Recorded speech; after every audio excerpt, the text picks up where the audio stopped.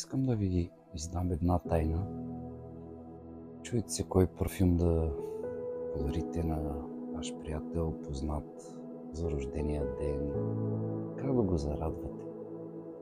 Сега ще ви дам едни предложения, с които със сигурност вие ще зарадвате рожденика и той ще ви запомни за години напред. Остани до края, за да разбереш.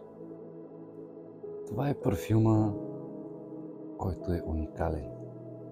Мирише на ванилия, много силна миризма на лимони, цитрусови плодове, просто страхотна миризма. Не мога да му се насладя. Лично аз съм го получавал като подарък от приятел и все още не мога да забравя това нещо. Преди години съм го получавал като подарък. Versace The Dreamer. Това е първия. Струва около 30-35 евро.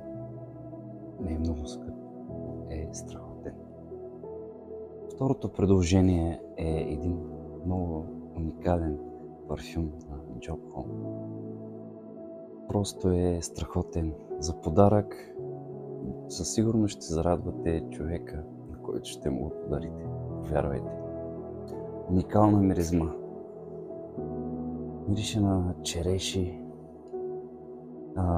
и е перфектен за подарък.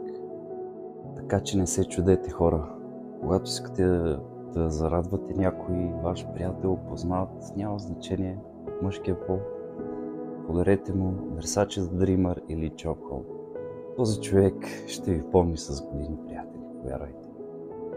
Това беше всичко от мен. Живи и здрави и до нови срещи!